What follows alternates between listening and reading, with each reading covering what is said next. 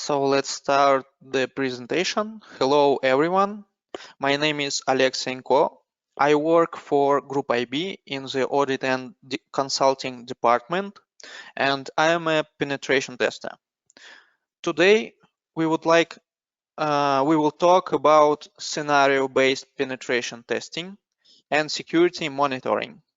How scenario-based penetration testing can help you to identify weak points in your infrastructure, and how especially it can help to check the effectiveness of the monitoring and defense tools you use.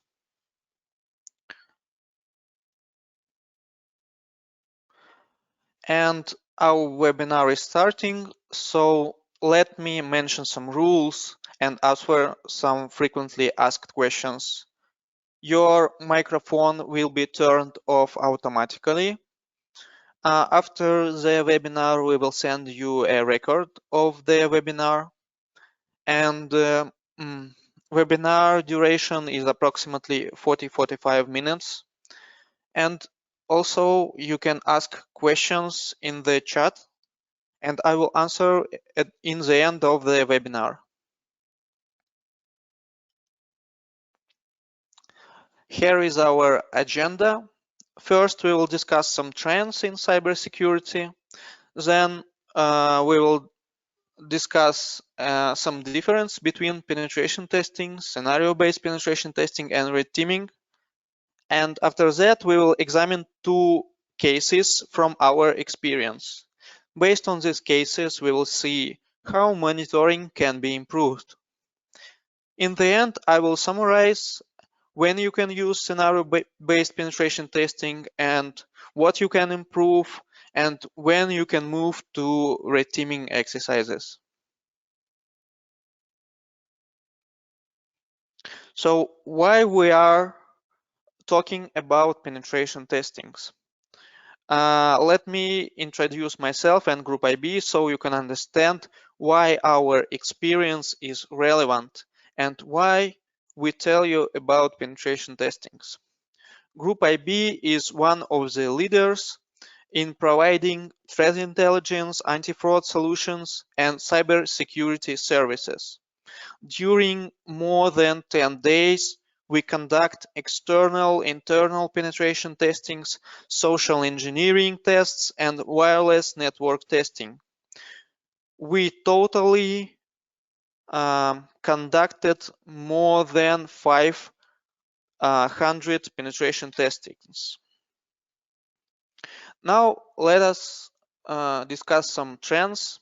As we can see from the picture below, the rate of cyber attacks has increased. For example, it was reported that the $3.5 billion were lost as a result of cyber crimes. And this leads to increasing of information security maturity level. And to prevent the incidents, our customers use IDS, IPS solutions, EDR, sandboxes, and other defensive tools. At the same time, community develops more offensive tools. Some of them are modified to avoid detection. Now let us do a quick comparison between these three services. By the way, lately we see a lot of requests for scenario-based penetration testings because this type of testings can offer additional value over standard penetration testings. This is so because in this type of testing, the customer can choose what tactics, techniques, and procedures should be used, as well as the goal of testing. This gives the view from threat actor perspective. For example, initial access should be gained by spam email campaign, or maybe maybe you think that your threat uses spear phishing, and so on and so forth. And the goal, for example, to penetrate a secure network segment or gain an access to a specific system, and so on. So as you can see, the red teaming exercises is aimed to test not only the technology, but people and process that defend your environment. And in scenario-based penetration testings, we test only technology, and we perform validation of threat scenarios by exploiting a chain of vulnerabilities. So let's start by taking a look at our first case. In some cases, we ask for monitoring results to analyze penetration testers' actions, and we can do and further we can do more complex attacks. In such projects, the customers monitor our actions but do not perform incident response. They do this to find out how deep the potential attacker can go. The structure of the discussion will be as follows. First, I give you some introductions and some project info. Then I walk through some parts of the penetration tester sections, and then we will see what was detected by monitoring tools. So here is the case information. Our customer was a bank, and they asked us to do spam campaign, to do some phishing emails. And the goal was to get an admin access to the banking server. They used some EDR from 2 different providers. Also, they used IPS on the network and host-based IPS IDS, and also they had a security operations center. As a command and control center, we used Covenant, which is open source tool with some our custom modification. For exploitation, we used Metasploit, and we used custom dropper and custom delivery method to gain code execution. Since the customer asked us to get initial access to the internal network using email phishing, we started to prepare the corresponding scenario. First, we did some open source intelligence. We were able to find a lot of email leaks with corresponding passwords.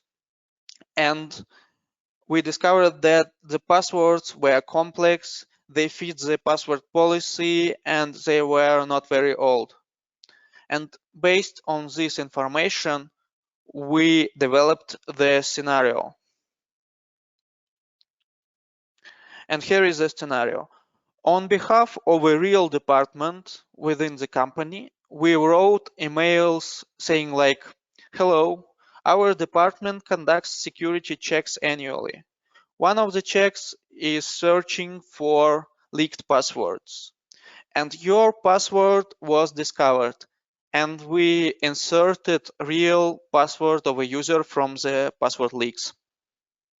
And then we asked the user to check to change the password immediately and follow the instructions. And we also inserted a link for user to check the rest of the compromised passwords. After clicking the link, the user saw a landing page which was very similar to Have I Been Pwned project. This is a popular project to search for email leaks, but they do not show passwords. And there was a big button, something like download your passwords. And after clicking the link, user downloaded securely encrypted Excel document. After running the document, we got some connection backs. So now let us see what was detected by the monitoring tools. Since it was massive email spamming, it was detected and banned automatically. Also, Security Operations Center analyzed the website and they were able to retrieve malicious Excel file. They extracted executable and extracted command and control domain. Also, as you can see from the report here, they extracted header from the executable. This header is detected by most of the antiviruses, but if you do string concatenation, it can be avoided and nothing was, the Excel was not marked as malicious.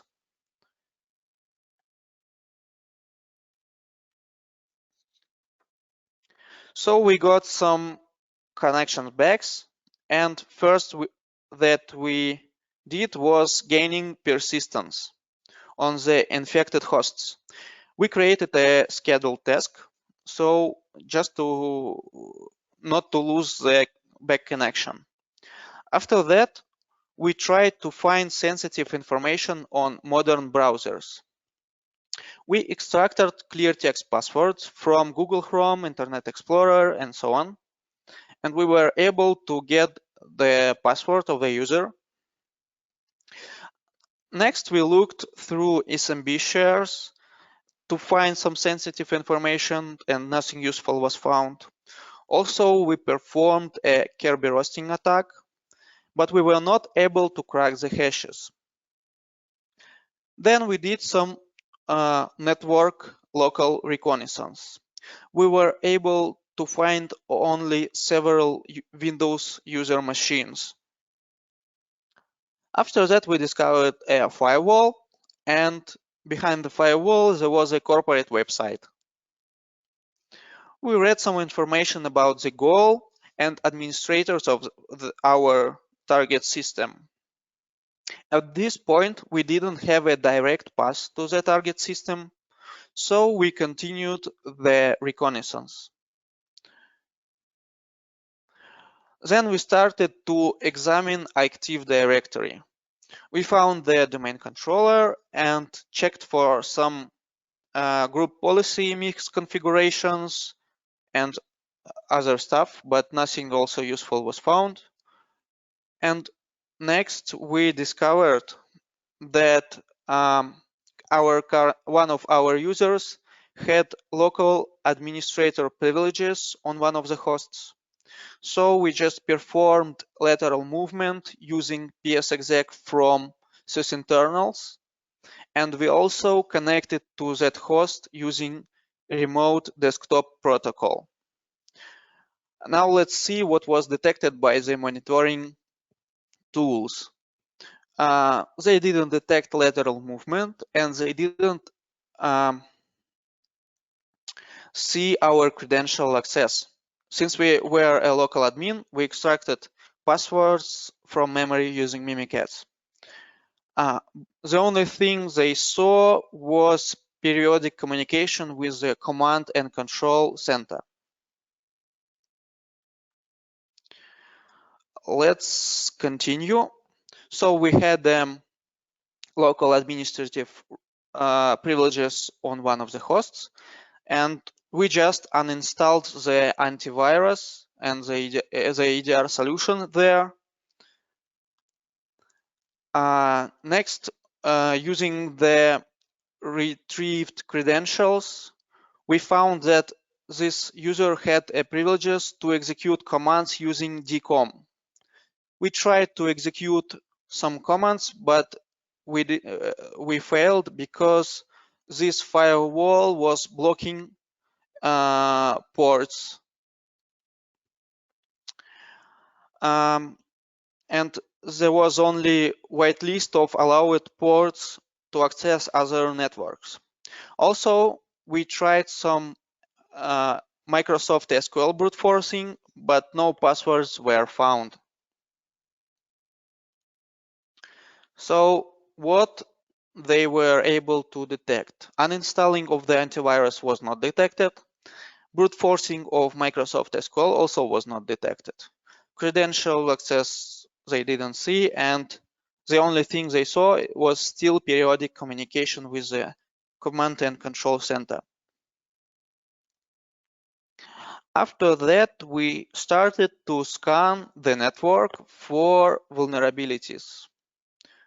And we found an old version of Microsoft Windows Server, and it was vulnerable to the Eternal Blue exploit.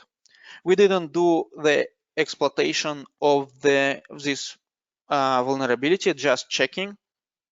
And this was detected by the monitoring solutions. But to perform lateral movement, and we exploited another vulnerability in remote desktop protocol. The exploit is called SIEM and it is publicly available. After successful exploitation, we connected to this Windows server using a remote desktop protocol. Let's see what was exactly detected by the monitoring tools. This one single check, not the exploitation of the Eternal Blue, led to the uncovering most of our previous sections. They were able to detect more command and control servers. They were able to detect previous sections such as group policy checking, Kirby roasting, Mimikatz credential, access, shared folder, and so on and so forth.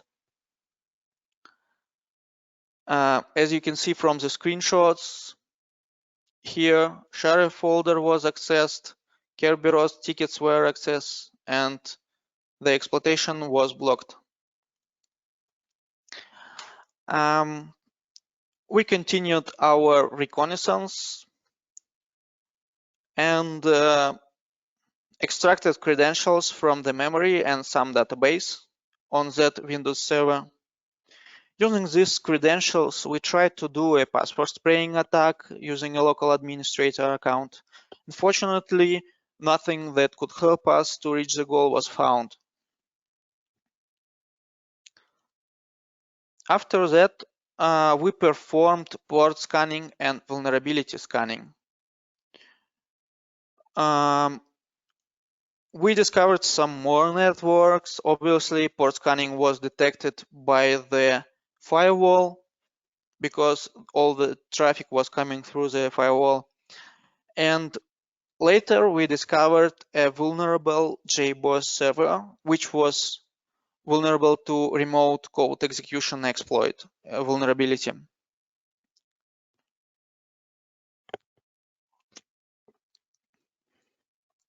We tried to exploit some of them, but IPS blocked our actions. Later, we did some brute forcing and successfully got the JBoss administrator password because they used weak credentials. Using the functionality of JBoss server, we were able to add web shell and execute our commands on that server. The JBoss was running as a system user, and we ran Mimikatz and extracted credential from local SAM database and LSAS memory.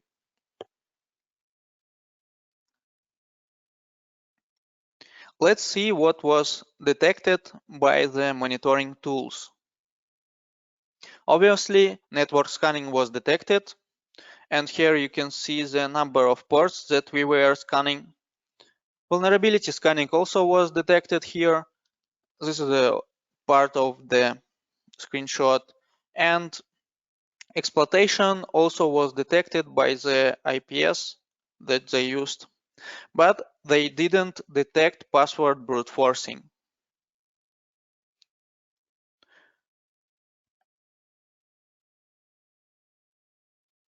So we received the local administrator on the JBoss server, and we started again password spraying attack on all hosts in all domains of the company. we discovered a branch of the organization which was located in another country.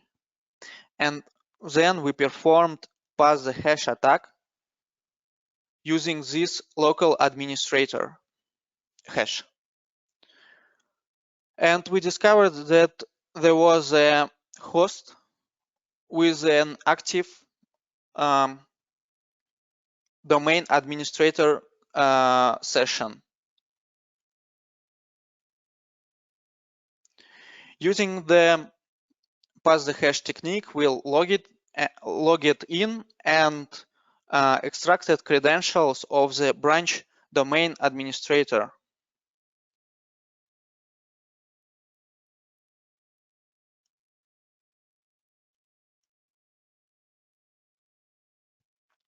So let's see what was detected by the monitoring tools.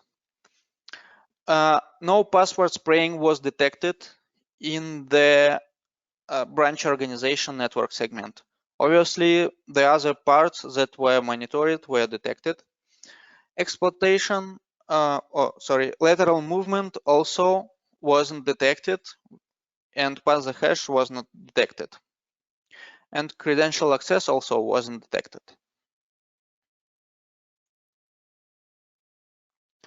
Using domain admin credentials of the branch organization, we could escalate privileges in the main organization, as we saw that there was a bidirectional trust between these two domains. We requested special hash, which is called the KRBTGT hash, using the DC sync functionality from Mimikatz, and created a golden ticket with the enterprise administration level and privileges. We used pass the ticket and psexec from sysinternals, and to prove that this attack works, we executed some simple commands on the domain controller of the main organization. And this thing was discovered by the Security Operations Center. Let's see in details. So as I told you, DC sync procedure of the hash was not detected. Golden ticket also wasn't detected, but they were able to see what commands we executed on the domain controller.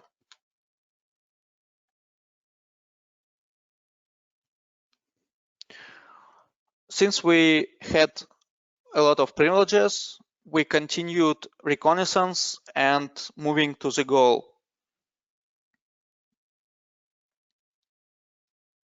On the Active Directory, we discovered that our target has two accounts, low privilege and high privileges. We used DC sync to get both hashes and found the target user host. We used pass the hash to move to that host. Since we had local admin privileges, we extracted clear text of low privilege user. This was not the final goal, but in order to get clear text of target administrator, we set up a keylogger. We waited for some time, but the user didn't enter necessary credentials and didn't enter the target system. So we performed brute forcing of the target account. Based on his public information, clear text of low privilege user, we also did some permutation and typical passwords. Based on this information, we created special word list for brute forcing, and we were able to successfully retrieve clear text of his high privilege password. And thus we reached the goal and pen test was over. So let's see what was detected. Well, DC sync procedure also wasn't detected, and lateral movement using pass the hash wasn't detected, and credential dumping also wasn't detected. Now let's do some conclusions about this case. First is patching is essential for attack surface reduction. Some companies, of course, have legacy software, but if it is not possible to patch it, obviously it should be isolated in some special network. Monitoring only some parts of any organization is not enough. All nets of organization should be monitored somehow. Also, we noted that monitoring can detect public exploits, but not all of them. And of course, it requires fine-tuning.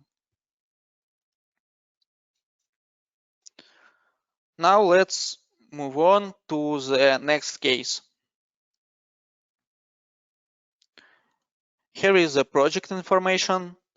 Our customer was a financial organization, and they asked us to gain initial access using spear phishing. The goal was to get an access to the treasury, and they had a network IPS and EDRs from 2 different providers.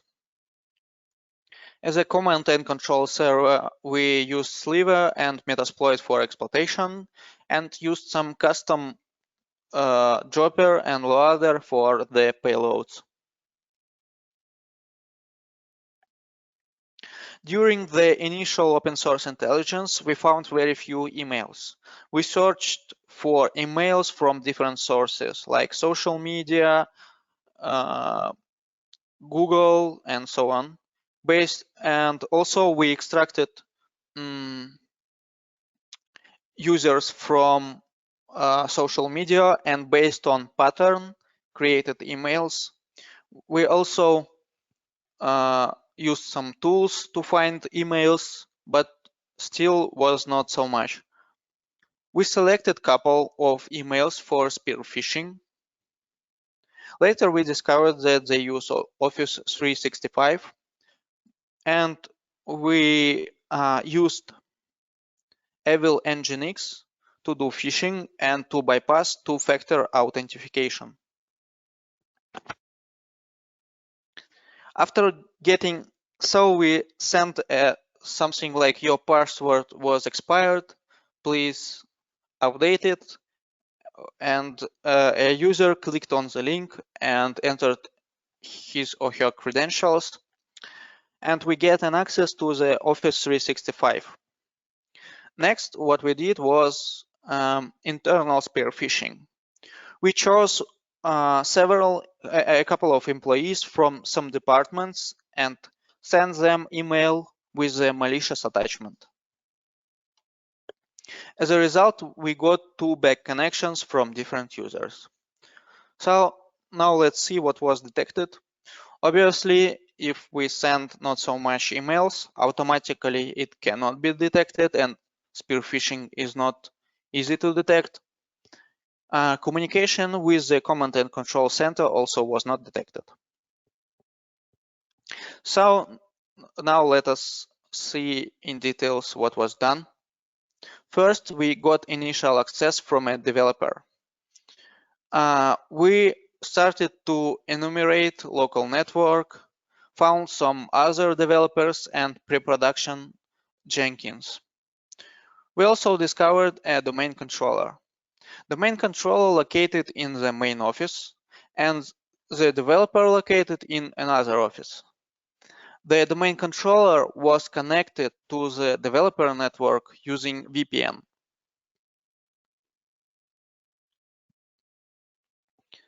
Several minutes later, we received one more connection from a HR employee.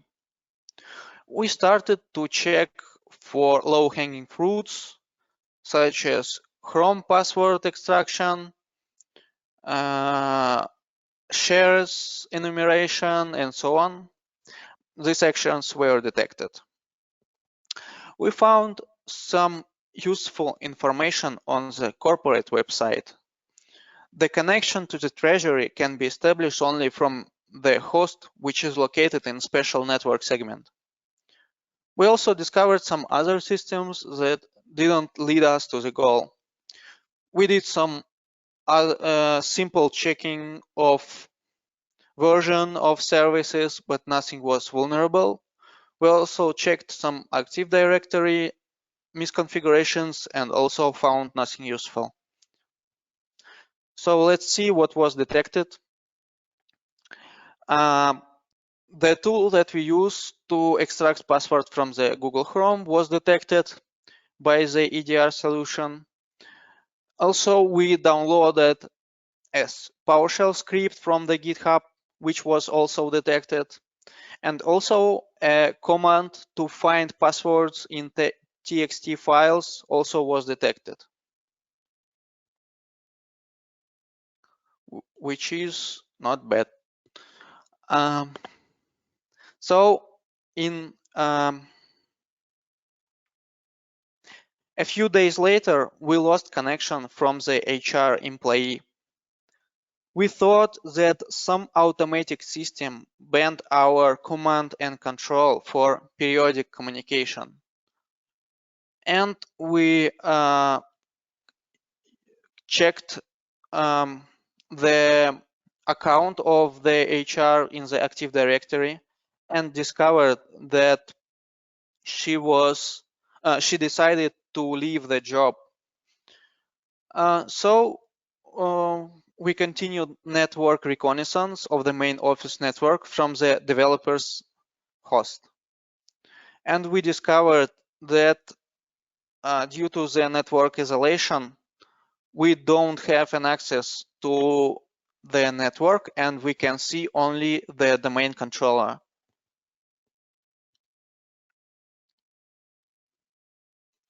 So we started to analyze this network segment where developer was located and found some local networks, did some port scanning, but nothing useful was found. Also, we started to analyze Preproduction Jenkins. We discovered that the developer can create a custom pipeline, which can lead to lateral movement to Jenkins node. So we created a custom pipeline and executed our payload on Jenkins node. Further network analysis was conducted, and we discovered that there is another Jenkins, which is responsible for production environment. We tried to log into that Jenkins, but we failed because our developer didn't have an access to this Jenkins. Using the Active Directory, we requested users that had an access to Jenkins from production and did some password brute forcing and password spraying. And we were able to successfully get one account and log in to the production Jenkins. And then we repeated the same thing. We created a custom pipeline and ran our payload on the production node.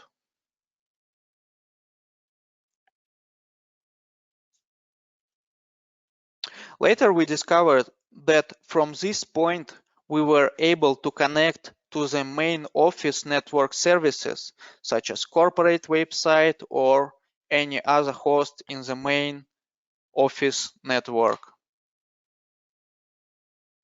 So let's see what was detected by the monitoring tools.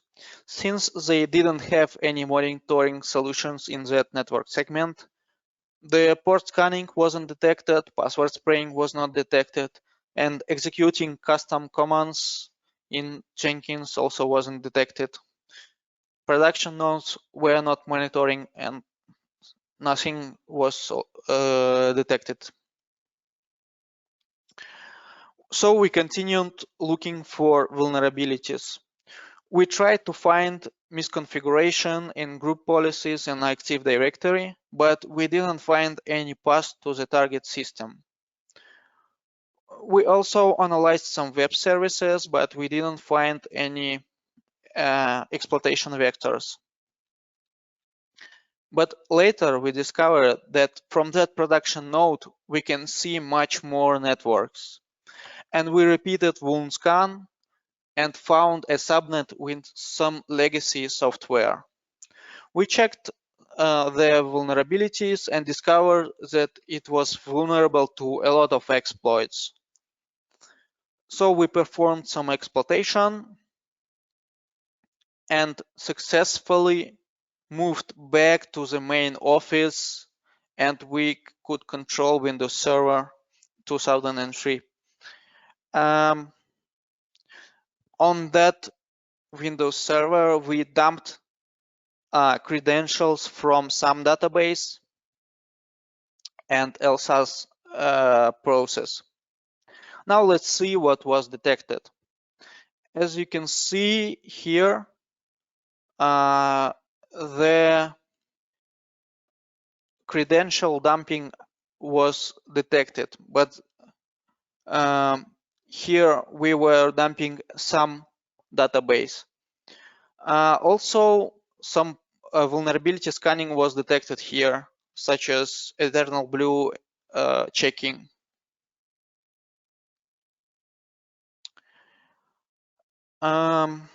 After accessing credentials from the SAM database, we did some password spraying attack. But unfortunately, this didn't give us any result. Also, we dumped credentials from memory, and we got a new user, which had privileges to connect to host via remote desktop protocol. Using this protocol, we connected to the host and tried to escalate our privileges. We used some publicly available checking tools and discovered a misconfigured Windows service and successfully escalated our privileges on that host. Then we tried to dump the memory of the LSAS process using proc_dump from sysinternals packet. Unfortunately, the EDR blocked our actions, and we tried another tool which abuses forensics techniques and dumped process memory, and successfully dumped the memory. After that, we extracted credentials from the memory using Mimikatz, and we were able to find technical support credentials. Now let's see what was detected by the monitoring tools. First, it was privilege escalation scripts. Also, they detected attempts to dump LSAS and access check utility from sysinternals packet.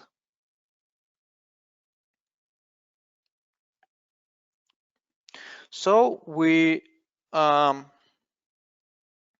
used the technical support account and tried to execute psexec from sysinternals on the host with the active domain admin session. The access was denied by the EDR with alert psexec denied. But then we tried PowerShell remoting and successfully entered the remote PowerShell session. Using the previously mentioned tools, we successfully dumped the memory of the LSAS process, and used Mimikatz to extract domain admin credentials. Now let's see what was detected. Here you can see that we were trying to dump local admin password and it was detected. And also PSExec service was detected by the EDR. But partial remoting was okay.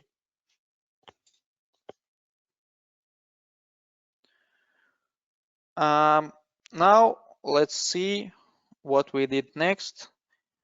We used domain admin credentials and entered the corporate portal to read more information about the target system.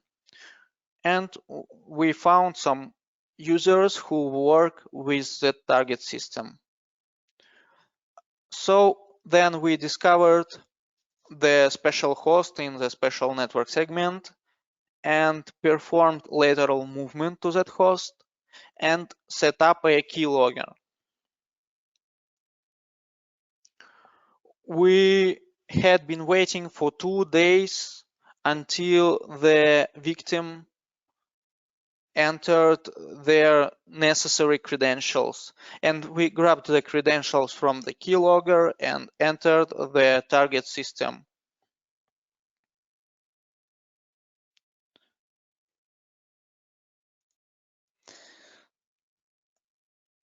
So let's see what was detected by the monitoring, and lateral movement using partial remoting wasn't detected. Setuping of keylogger also was not detected. And logging into the target system and nothing also was detected. So what we can point out from the second case?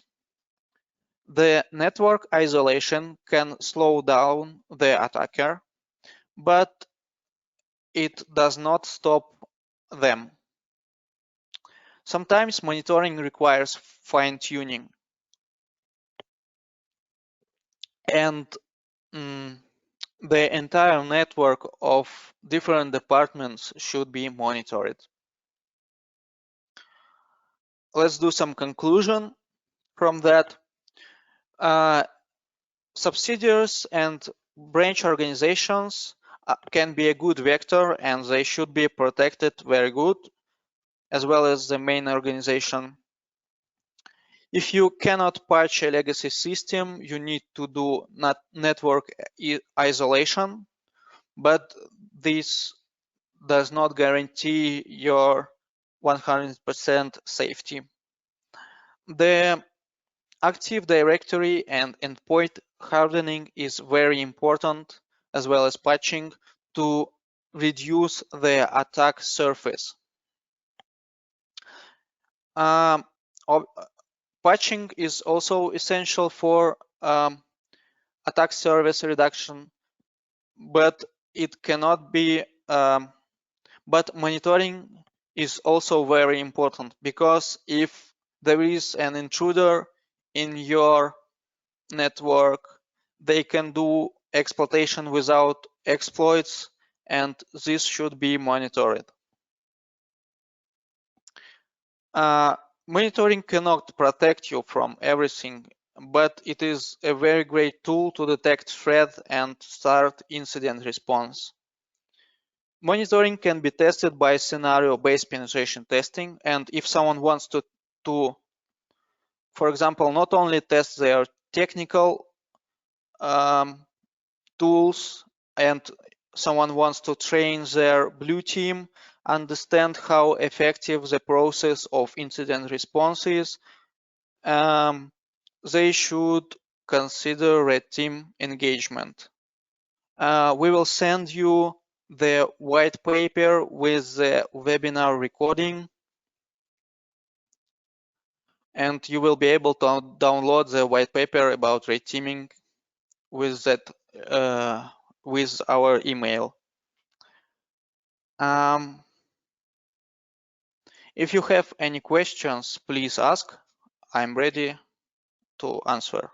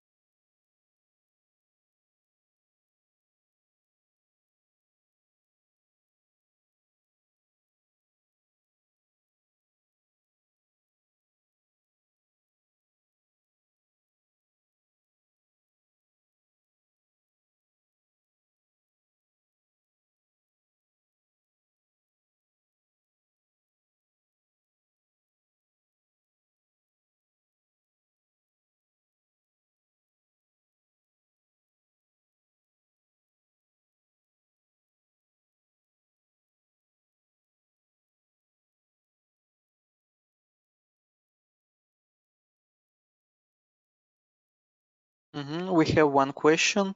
How did you get into this line? Can you explain the question again, please?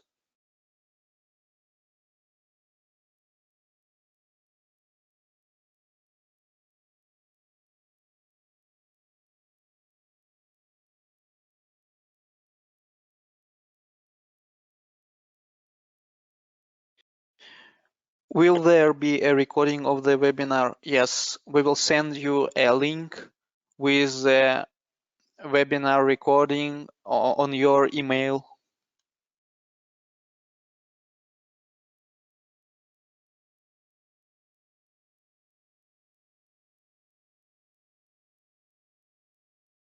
How did you get into penetration testing? It's a very long story, but to cut a long story short, I just did some research when I was a student, and then my friends invited me to work for GroupIB.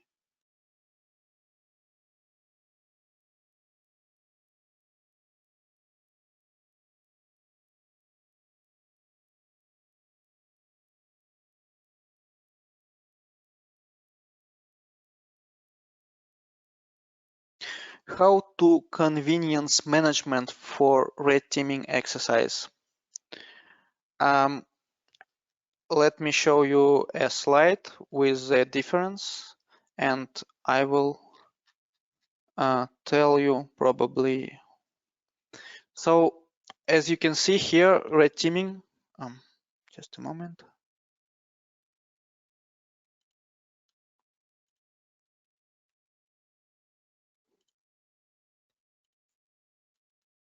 Yes, here red teaming, you can ask your management, do they know how effective their people in defensiveness of your environment? Because, for example, you have all the tools, you bought IPS, IDS, and so on, but what you are going to do if you are under attack? So how can you understand that your blue team successfully mitigated the risk, and how can you understand that they can handle the incident? Because if you face the real attack, you can lose a lot of money.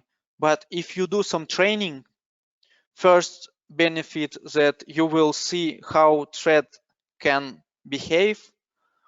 Second, you will understand what you can improve in your process. So just imagine you have an alert, someone spamming, what you going to do? How can you understand that they didn't persist in your infrastructure? Or what if your monitoring tools didn't detect spear phishing?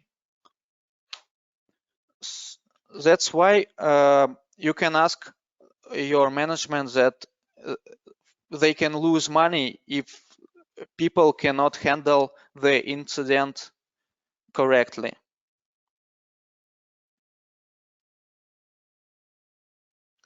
What certifications do you recommend to get a job into cybersecurity firms companies? I think you can try Offensive Security Certified Professional, or OSCP, which is quite good for beginning. Well, it is not easy, but you can try it. Also, you can try different things like Hack the Box, from which is available for free. Yeah.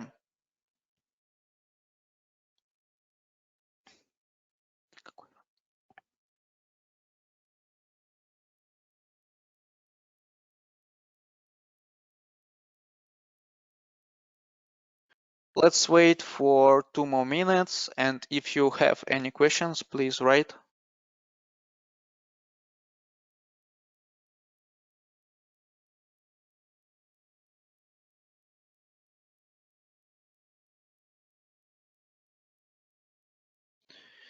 Can you list down some scenario to add in exercise? Well, developing a scenario is not a very easy task, and it should be developed based on your threat actor. And if you want to know more about developing a scenario, you can write an email to us, and we will tell you in details.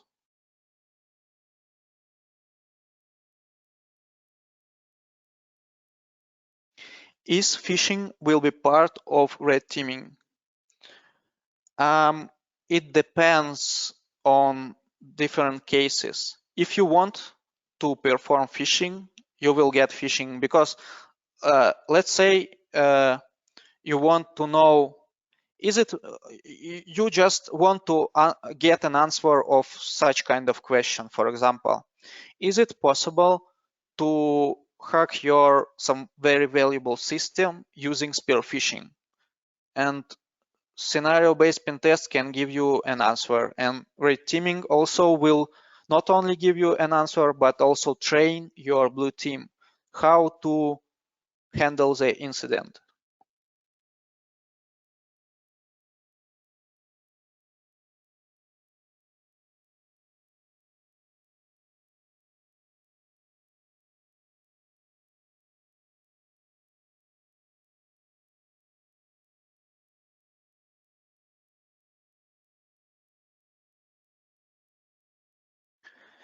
Thank you very much. That's all for today.